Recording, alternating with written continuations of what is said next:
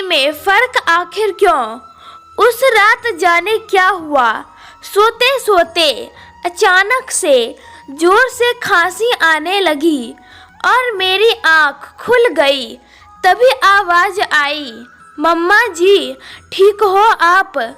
हाँ बेटा मैं ठीक हूँ, आप सो जाओ। मेरा 10 वर्षीय बेटा, जिसे सुबह सवेरे ना तो घड़ी का तेज बजता अलार्म जगा पाता है और ना ही उसके पापा की गरजती जोरदार आवाज़, आज जब मेरे जरा सा खांसने पर नींद में ही उसके मुंह से मेरे लिए यह चिंता भरे शब्द निकले, तो सच कहूँ तो बड़ा प्यार आया अपने बेटे पर। वैसे तो ऐसा पहली बार नहीं है जब मुझे उस पर इस तरह से प्यार आया। वह है ही इतना प्यारा और समझदार। एक पूरे कामकाजी सप्ताह के बाद रविवार की एकमात्र छुट्टी में भी जब वह मुझे घर के कामों में लगा हुआ देखता है तो झुंझला जाता है और बार बार केवल यही कहता है, आप इतना काम क्यों करती हो? इसका जवाब तो मैं खुद भी नहीं जानती, चुप ही रह जाती हूँ।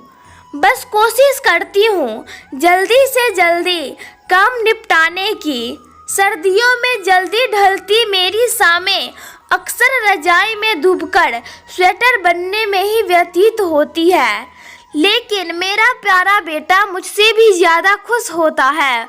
उन दिनों मेरा ऐसे फुर्सत में बैठे रहना उसे खूब भाता है। अभी पिछले सप्ताह की बात है, 2 दिन लगातार बारिश में भीग जाने से तबीयत थोड़ी खराब हो गई। उस दिन घर वापस आई तो सिर में तेज दर्द था। बिस्तर पर लेटते ही ऐसी आंख लगी कि शाम को ही खुली। सामने देखा तो बेटा अपने फेवरेट बाउल में मेरे लिए मैगी लिए खड़ा था। आंखें भर आई, मन से अनगिनत दुआएं निकल रही थी उसके लिए और उमड़ रहा था ढेर सारा प्यार। बार बार मन में बस यही ख्याल आ रहा था कि कौन है वह लोग जो कहते हैं कि बेटियां अपने माता पिता का ध्यान बेटों से ज़्यादा रखती है, या बेटियां अपने माता पिता का दर्द बेटों से ज़्यादा महसूस करती है। मैं नहीं मानती ऐसी बातों को। बेटा हो या बेटी है तो हमारा ही अंश, हमारा ही खून दौड़ रहा है दोनों की नसों में। तो बेटियां माँ बाप के ज़्यादा करीब कैसे हो सकती है और बेटा उतना ही दूर कैसे हो सकता है? बात केवल भावनाओं को, संवेदनाओं को महसूस करने की है। समाज ने बल्कि खुद परिवार ने ही बेटों को कठोर रहना, संवेदनहीन रहना सिखाया हो, तो बेटों की भला क्या गलती हो? कुछ परिस्थितियों में अवश्य आनुवंशिक गुणों या अवगुणों के रूप में लड़के अपने पिता या दादा से संवेदनहीनता, भावहीनता अथवा क्रोध ग्रहण करते हैं। आशा करती हूँ आप लोग को मेरी छोटी सी पेशकश पसंद आई होगी।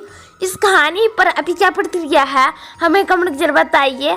कहानी पसंद है तो लाइक से और सब्सक्राइब कीजिए। धन्यवाद। जय हिंद, जय भारत।